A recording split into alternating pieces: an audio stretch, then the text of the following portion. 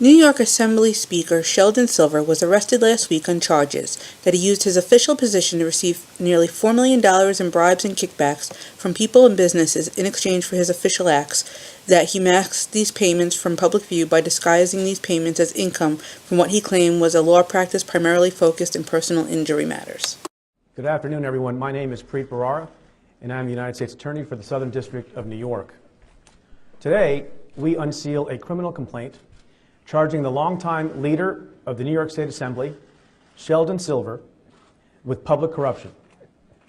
Speaker Silver surrendered to the FBI in Manhattan earlier this morning, and we expect him to be presented in federal court this afternoon. Over his decades in office, Speaker Silver has amassed titanic political power.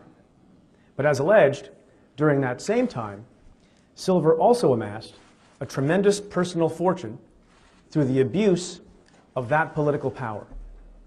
The complaint charges Speaker Silver in 5 counts with corruptly seeking legal business from a handful of people and entities with significant business or interests before the state, and then corruptly profiting from the legal fees that were paid.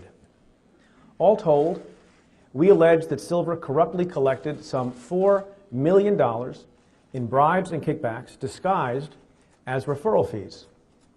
Those disguised bribes and kickbacks account for approximately 2/3 of all of Silver's outside income since 2002.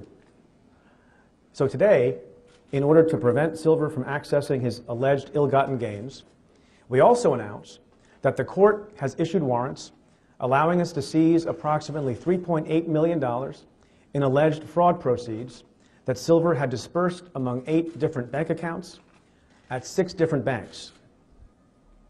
For many years, New Yorkers have asked the question. We allege that Sheldon Silver effectively converted $500,000 in public money into over $3 million in personal riches, which is a nice profit on being a public official. Sheldon Silver converted his public authority over property laws into $700,000 in personal profit, and none of that has ever been publicly disclosed.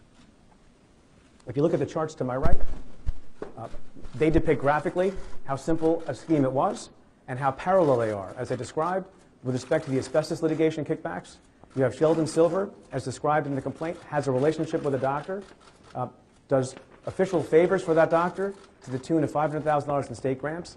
Similarly, in the case of the real estate kickbacks, Sheldon Silver develops a relationship with real estate developers, some of whom he knows because they lobby him, and is in a position to exercise power over real estate and tax abatement laws. Assemblyman Steve Katz expressed his disgust over last week's revelations. During the past 2 votes for Speaker of the Assembly, I have voiced my concerns, discontent, and outrage that my Democratic colleagues have allowed Sheldon Silver to be nominated, let alone elected. In order to begin to fix our state, the Speaker must resign immediately, and those who continue to elect him to that position of power must realize that they, too, have brought further shame upon our state and government. Those who voted for him must examine themselves as well, because if they voted for Sheldon Silver, knowing his alleged abuse of power was going on, they're cowards or idiots, and they should join the leader they voted for in resigning, Katz said.